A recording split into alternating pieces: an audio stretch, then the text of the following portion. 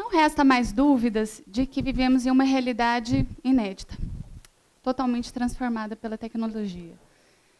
Mas isso também nos coloca diante de um grande problema.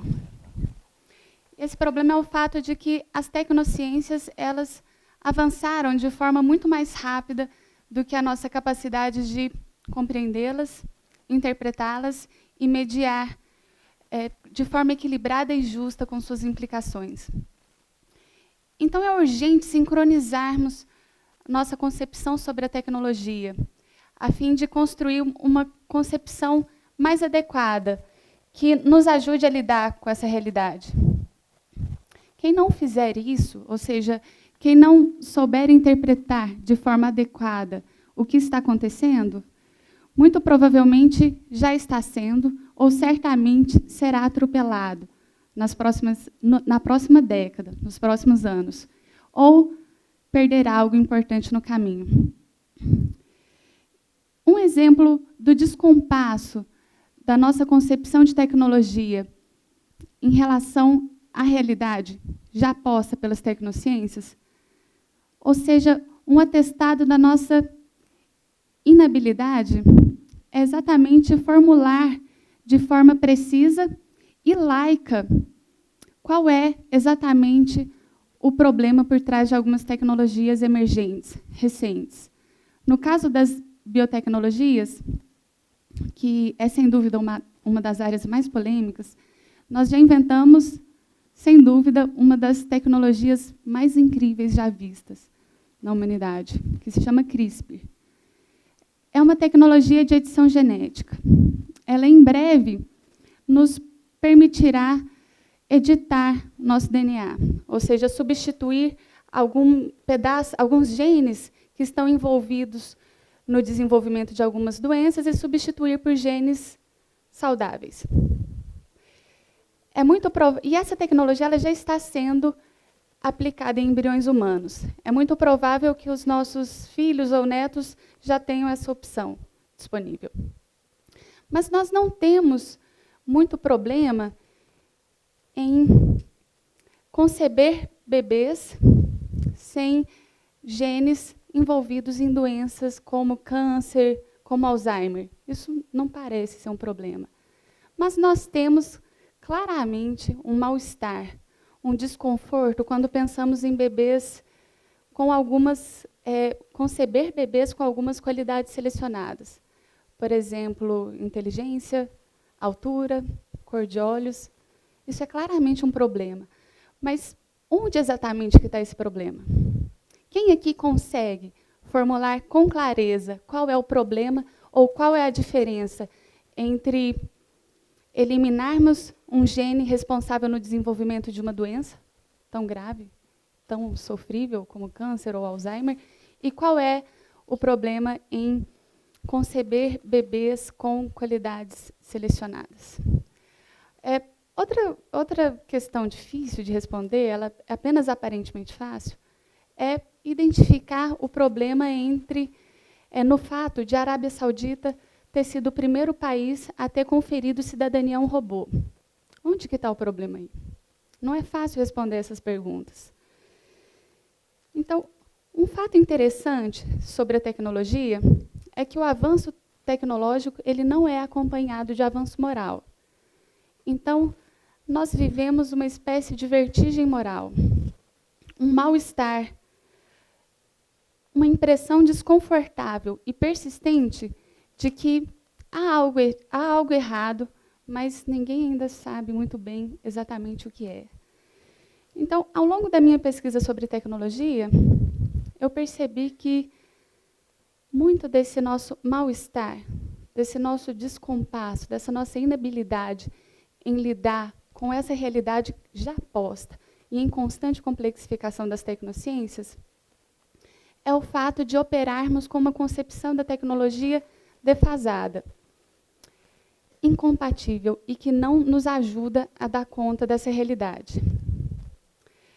A ideia de tecnologia que nós precisaremos revisar e superar é a ideia que vê a tecnologia como um instrumento neutro a serviço de quaisquer fins que nós escolhemos, quaisquer objetivos. Por exemplo, essa ideia ela está presente por trás de um raciocínio que todos vocês conhecem muito bem. É o seguinte raciocínio: armas não matam pessoas, pessoas matam pessoas. Armas são apenas um instrumento que pode ser usado para matar ou proteger. Vejam, esse raciocínio, ele pressupõe que, de um lado, existem dispositivos tecnológicos, por exemplo, celular, armas, televisão, e de outro, os nossos objetivos, os nossos valores. Então, desse lado, nós usamos a arma ou para proteger ou para atacar. Usamos o smartphone ou para nos comunicar ou para nos distrair. A televisão, ela também poderia ser usada tanto para informar como para manipular. Essa dissociação, ela é equivocada e perigosa, porque ela nos impede, ela nos afasta da compreensão de algo essencial da natureza da tecnologia, que é o fato de que, ao usarmos uma tecnologia, ela nos define profundamente. E no caso de uma tecnologia que se torna global, ela redefine a espécie humana. Ou seja, o seu impacto é muito maior do que um instrumento que nós podemos desligar quando a gente quiser. Ou não usar quando ele não funciona mais, ou começa a dar efeitos indesejados. Um exemplo de como o uso de tecnologias afeta a nossa capacidade de autopercepção, a nossa autoconsciência e a forma como entendemos ou percebemos a realidade é o uso de redes sociais. Quem aqui tem uma rede social e mexe nela com regularidade? Então. E quem de vocês já se pegou pensando nas próprias experiências, nos eventos importantes da sua vida, livros que leram, séries que assistiram, filmes que viram, em viagens? Quem nunca se pegou pensando nesses eventos em forma de post de rede social? Em forma de um formato, né? Com um formato, com uma frase de efeito e uma foto, mas a foto meticulosamente tirada. Um outro exemplo dessa questão, ou seja, do quanto a tecnologia ela incorpora escolhas, valores, de forma intrínseca, de forma profunda, e ela nos redefine, é o cinto de segurança. O cinto de segurança, ele foi projetado, ele foi concebido, na sua origem, com um valor, com uma escolha específica, que é a de proteger a vida. Então, quando nós criamos carros com inovações do tipo, o carro só vai andar, ou ele vai soar um alarme, só vai deixar de soar um alarme quando o cinto for conectado, ou quando o cinto ele se torna objeto de política pública e há uma lei que nos obriga a usar o cinto, nós percebemos claramente o quanto, na criação das tecnologias, o próprio design da tecnologia expressa valores, expressa escolhas. Isso significa, o que eu quero dizer é que as tecnologias, na sua própria estrutura, na sua própria criação, elas privilegiam alguns aspectos da experiência humana e excluem outros. Por isso que elas nos redefinem de forma profunda. Isso significa que uma sociedade que decide investir em carros, em tecnologias de carros, ou em transporte público, é uma sociedade que tem escolhas diferentes. Ou uma sociedade que decide investir recursos em tecnologias de energia verdes, renováveis, é diferente da escolha de investir em tecnologia nuclear. Essa compreensão ela nos permite perceber o que está por trás de cada tecnologia, ou seja, quais aspectos da nossa identidade ela privilegia e quais ela suprime. E esse entendimento nos capacita a nos posicionar de forma menos passiva e ingênua em relação à tecnologia. Nós vivemos em uma época muito especial.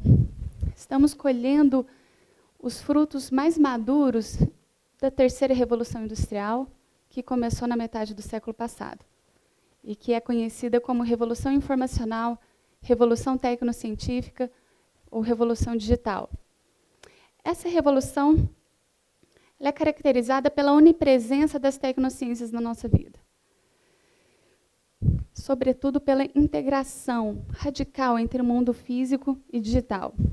A menos que algo excepcional aconteça, nós prosseguiremos a nossa marcha no desenvolvimento dessas tecnologias.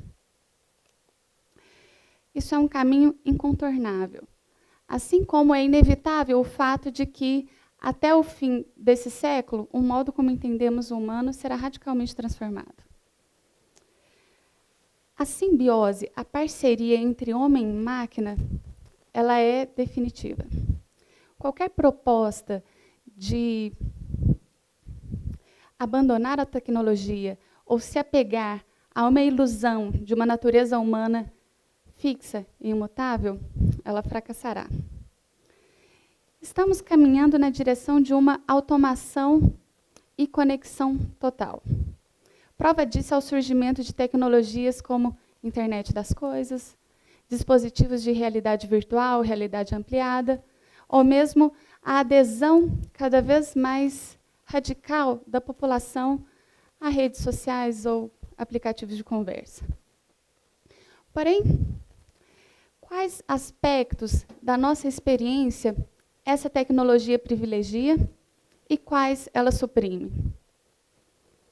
Claramente, esses dispositivos privilegiam muito mais as interações virtuais do que as concretas, as sensíveis. E eu me pergunto, agora eu pergunto para vocês, se é isso que nós queremos. Se essa renúncia sistemática da corporeidade não significaria a perda de algo essencial pelo caminho. Vejam, é inevitável que a virtualidade ela esteja cada vez mais presente na nossa vida. É maravilhoso você viajar e poder se comunicar, falar, ouvir, ver pessoas queridas que estão longe. Isso é maravilhoso.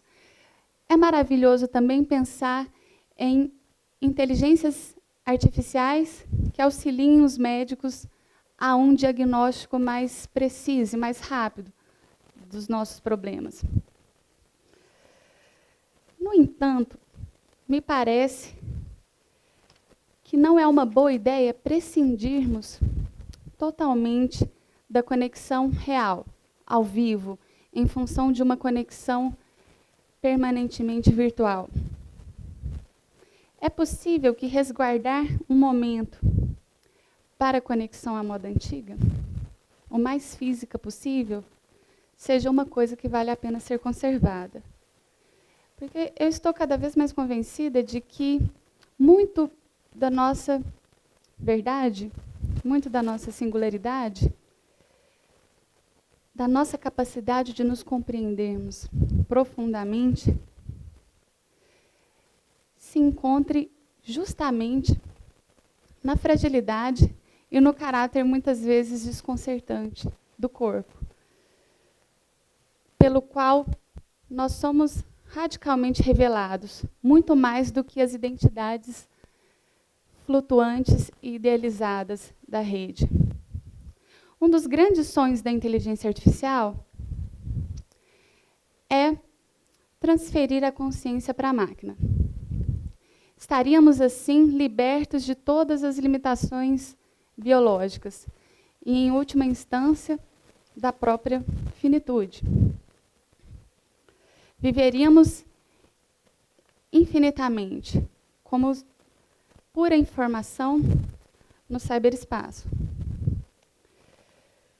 Mas, se pensarmos bem, a imperfeição e a finitude talvez sejam justamente o que dá sentido à experiência humana. Que, enquanto nos compreendemos como seres desejantes e seres de ação. A perfeição, ela mata o desejo. O que resta a desejar quando temos a perfeição? Assim como a infinitude, a eternidade, ela mata a ação. Quem aqui se levantaria do sofá para fazer alguma coisa se vivêssemos eternamente? Haveria ainda algum sonho para sonhar se fôssemos perfeitos? É isso. Obrigada.